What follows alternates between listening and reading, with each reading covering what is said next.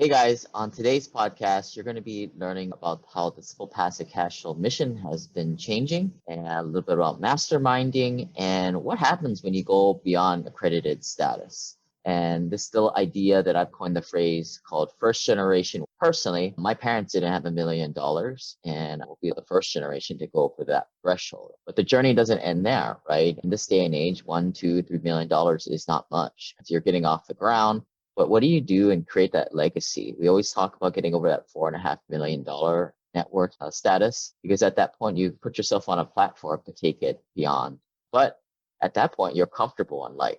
If you haven't yet, please join our investor club at simplepassivecashflow.com/club. Join our email list and enjoy the show. As I'm being interviewed in another guy's podcast, he's asking really good questions of me, so I thought I'd also share this with my group. This is a story about a dude named Lane. And one day he went to try to rent them out, and then he became one with the rest of man.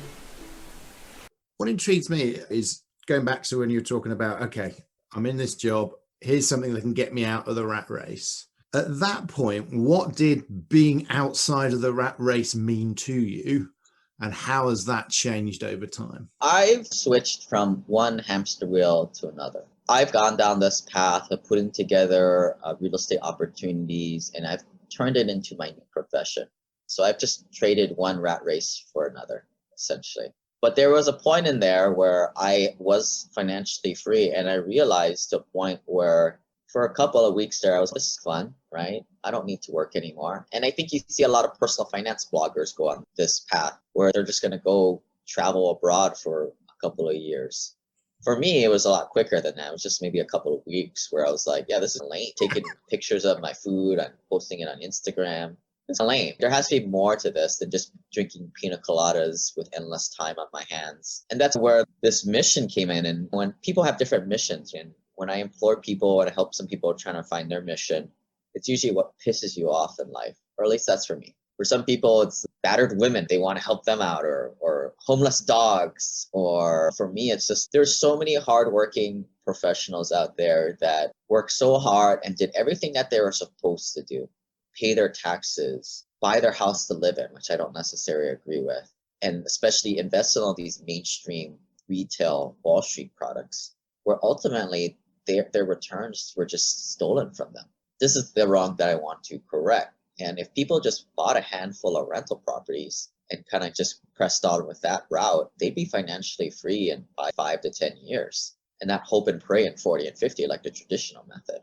It is simple, but it's very counterintuitive of what the wealthy do compared to what normal people do. But it's not that hard. And I think that's why I've tried to create simplepassivecashflow.com in such a way to distill what the wealthy do, show the paradigms on why you would do it and when you would do it, and then put it out in a simple manner that the layperson can understand. And is your club, your teachings purely around property, or are you looking at other various sort of passive? And obviously there's the industry side of the country house club things as well, which goes a little bit beyond property. But as a general rule, is it in that sort of space, or are you going into all sorts of? Yeah, I started with investing in stocks and real estate first. But the reason I keep coming back to real estate are kind of three big things. Like first, real estate is a hard real asset. It doesn't just bounce up and down like paper stocks, right? It's a commodity, right? The brick, the wood, the land. It's a real asset that sort of acts like a commodity. The second thing is like it cash flows, right? Cryptocurrency doesn't really cash flow.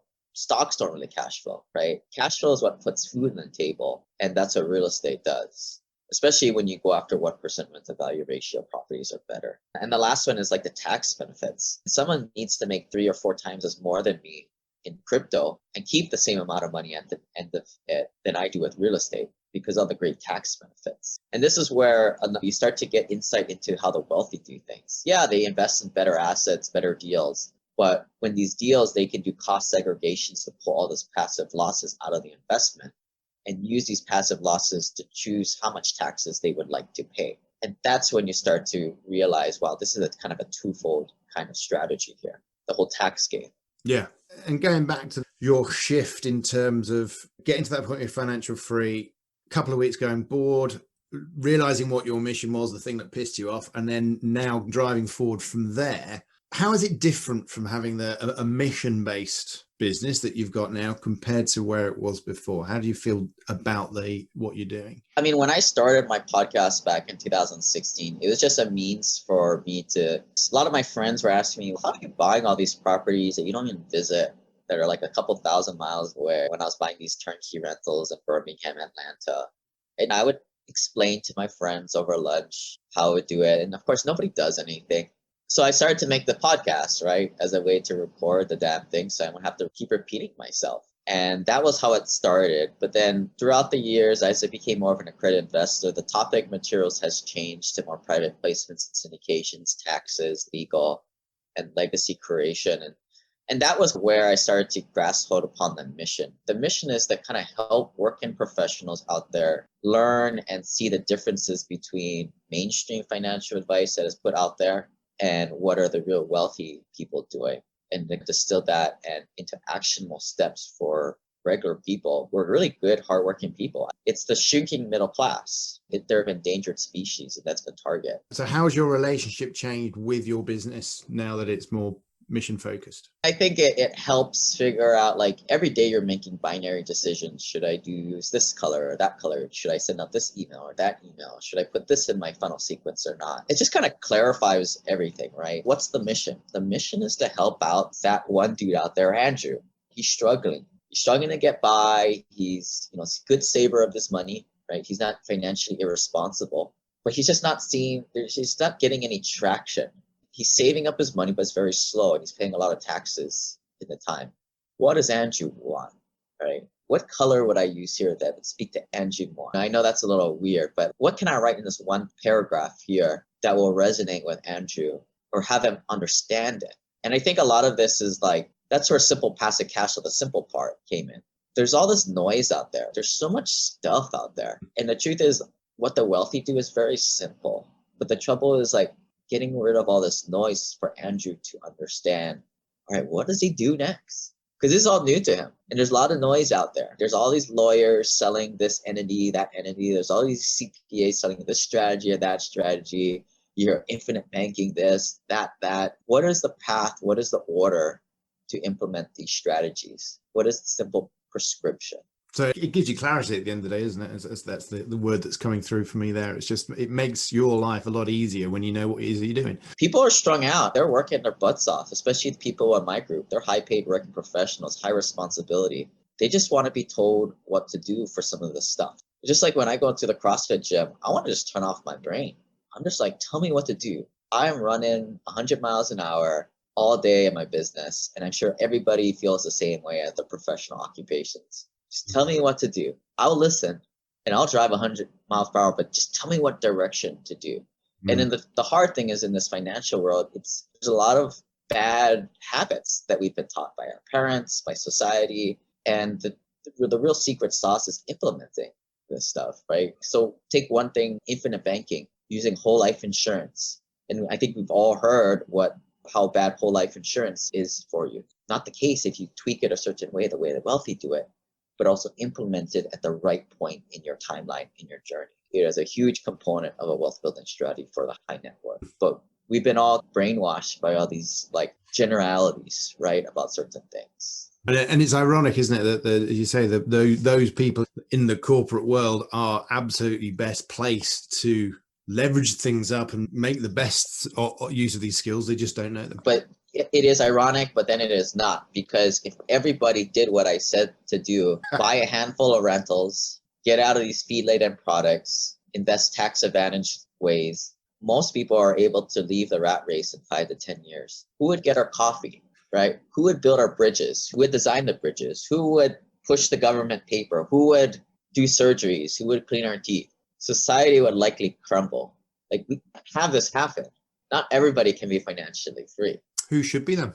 Those who are worthy, that are going to hopefully take the information and do something greater with it. But I don't know, maybe this is a political statement, but I honestly don't think that if you take 100 people, you turn them financially free, I'd say a majority would probably just go and travel abroad and take Instagram pictures of their food that they're eating. But maybe that small minority that do get financially free will find that resonance frequency in the thing that their highest and best use, that their God-given talent that they're put on earth to do, and they would make a bigger impact than the other 95% of the people who were financially free. That's just me being optimistic. I think it's a fair reflection on the variety of humankind, isn't it? And that's the truth of it, isn't it? And being fairly flippant in that question, but it's true. There's that moralistic element of when we push things in a certain direction, what if everybody were to do that? But the truth is exactly as you say, it's just never going to happen because we've got a wide variety of... They do this in China, right? That's effectively what communism is, right? They give everybody that bare minimum. They don't have to really work for it. But what do people typically do? They just watch Netflix to chill, right? Yeah. In theory, it works. But in real life, I think from my point of view, it doesn't work. And that small 1% or whatever you said, the way they're actually then leveraging that freedom of financial freedom to really use their gifts for the betterment of mankind. Do you get to see that with some people? Do you get to work with people in that space? Yeah, we have a higher level mastermind. We call it the Family Office Ohana. The goal of that is to get people from $1 million over $10 million net worth. And the first threshold is getting people to that $4.5 million mark. That is a mark that a lot of people in our world, we talk about, right? Because at that point, $4 or $5 million net worth, you're able to pass down a substantial amount of money to your kids, and they can really try hard to screw it up, and it's really hard for them to do that. $1 million, $2 million is nothing today. That'll be gone in a generation, easily. In fact, I think the statistics are like 90% of money is lost in 2 to 3 generations. Guarantees, it's gone. But if you can get up to that $4.5 million mark, you're set. And something happens along that way. There's a phenomenon of like, when you get on an airplane, they always say, if there's any problems, put your own oxygen mask on first, then help out your kid. Same thing here. There's a point where people are trying to put on their own oxygen masks, which makes sense. It's not selfish. Some people call this the scarcity mentality.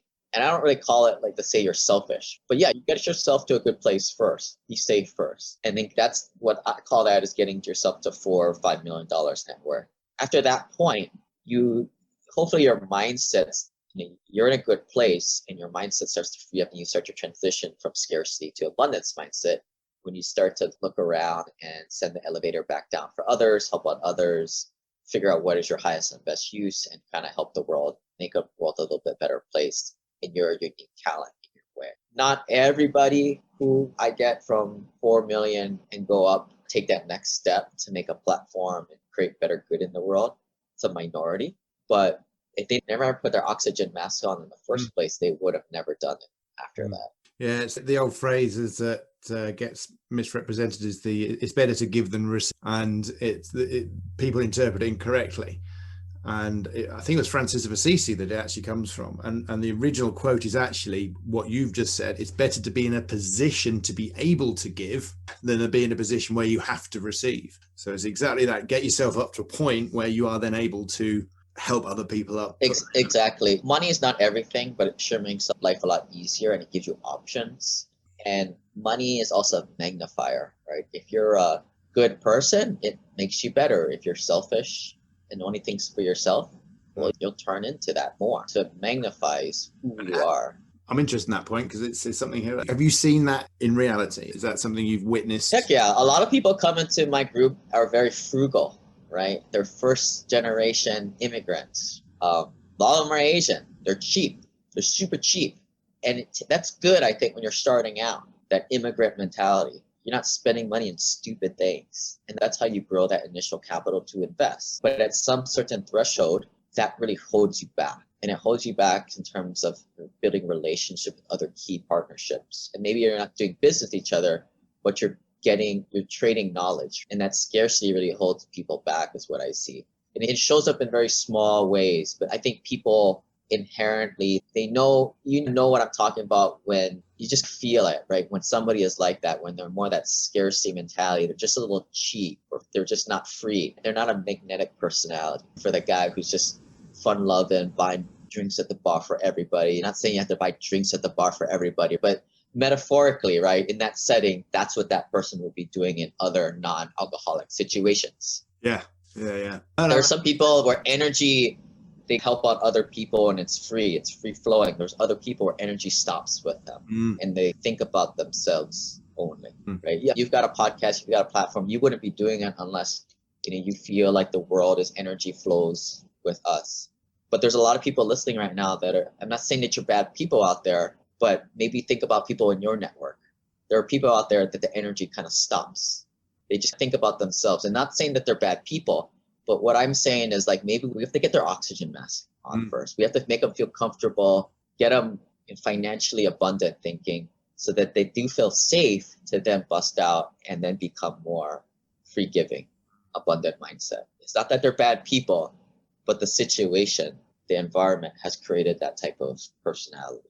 I think the key thing that you said there is that whatever mindset anybody has, it has a value for the right context. So that frugality you said, it was really useful, right, to start off with at the beginning, but then the context shifts and moves. So it's really common at all levels of entrepreneurs, whatever it is, that the mindset that's got somebody to a certain point is then the mindset that holds them back from getting to the next level. I think there's a whole book on it by Marshall Goldsmith, actually, what got you here won't get you there. And so the mindset has to keep continually shifting to move forward. Right. It's moving from starting strategy to mid-game strategy and maybe end-game strategy. First generation, most of the people in our community are first generation wealth. We weren't born with $1 million. Our parents didn't have money. So we come into this with a lot of baggage, this frugality mindset. And that's great, right? Because we save our money, we grow our net worth, and we become first generation wealth. And how I define that is the first generation to hit, I don't know, some arbitrary number like $1 million net worth. That's pretty decent. But how do you take it from $1 million to $10 million? Well, there needs to be a transformation going through that next stage of becoming. And how do you groom generation 2, G2 wealth? That's the next stage. And what do you do for your own mindset? How do you keep expanding your headspace? I'm conscious of this. I'm aware of this. I don't have everything all figured out. But what I do know is magical things happen when you have people of like-minded that are similar on the path as you around you in close vicinity. And that's what a mastermind group does. And presumably everyone's at a slightly different level or different perspective, so everyone brings their own dynamic, and no one's exactly the same blueprint, so it's not like you're just regurgitating the same stuff. There's always a new spark coming off from somewhere. But the problem is at least filling the room up with people who aren't broke. And I consider broke under $1 million. Yeah, you might make 6 figures, but you're broke. If your net worth is not, well above $1 million, you're still trading time for money. And there's a difference between people who trade time for money and people who have their money working harder, making more money for them. The metaphorically, that difference, that person has their oxygen mask on and the other person is comfortable enough to take it off and not give that oxygen mask to others. But the trouble is, well, how do you find people like this? Because high achievers that have reached this scale on their own, not by being a trust fund kid, they're hard to find. And they don't wear different clothes. They don't have different color hair. Yeah, they may tend to hang out in different places, but it's very difficult to determine those people who are up to the stage and just happen to finance a nice house or finance a nice car, buy everything on debt. And these are some of the more soft topics that we discuss in our mastermind within closed doors in a safe environment. And I think I would encourage everybody out there to find your little group of like-minded people that are also thinking about this stuff, because the informal groups with Cliff and Larry at the office got it all wrong. Those aren't going to help. That's just going to hold you back. Your network is your net worth, as we say. Perfect. Before we wrap up, is there any final thing you'd like to, any key message you want to get across over and above what you've already said? I think obviously the key thing is coming through nice and clear, that you've got to get your money to work for you and get the mindset of shifting away from what have been the old traditional ways of thinking and start thinking about how to make it work properly. Yes, surround yourself with the right people and just start educating, right? Depending where you are in the journey, it might just be buying your first rental property if you're under $500,000 net worth. That's how I started, and it just takes a while. It is not a get rich quick thing. I bought my first rental property when I had no net worth, just out of college at 2009. It took me damn near 6-7 years to get up to 11 rental properties. And as you say, that main line there of getting yourself in a good position, all that does is enable you to help more people if that's what's important to you. So it's not about in and of itself earning the money, that enables you to do other things from there, isn't it? And if helping other people doesn't come naturally to you, that's cool. You're not a horrible person. I wasn't like that. I was pretty selfish and just thinking about myself. So this is nothing, we don't want to shame anybody. Sometimes we've got different needs. So when we first start out, then actually we've got to be looking after ourselves. But when you get to that position, your view shifted because you got to the point where you realize, actually, the reason I started out in the first place, I've done that, I've achieved it. And now I need something else. There's something else that needs to come from it. And then you've turned it into a way that, yeah, you're still benefiting out from it. No one's saying that's not happening. But ultimately, it's a drive to educate more people and get other people to come up. And as we go through our own journey, these sort of our requirements shift and change in what becomes important to us. Yeah, I think one theme is I think you got to figure out what is your highest and best use to help other people. I think that's a pretty consistent theme once you get to, certain levels. The question is what it is, right? Like for me, it's finances, money, investing. Other people might be a gym trainer. They enjoy doing that. That's their God-given talent. Other people might just be really good doing it knee surgeries. It's cool. Whatever you want to do, find some way to connect it to helping people in their darkest of days. I think that's where a lot of people find true fulfillment. Yeah. And so final question, which I ask everybody on these podcasts, and you're no exception. You don't get away from it. It touches in on that. Lane, what is it that makes your bits tingle? I just see a lot of hardworking people out there kind of doing it the wrong way. They're driving around in the Ferrari with the handbrake on. They're doing all these things that kind of just hold them back.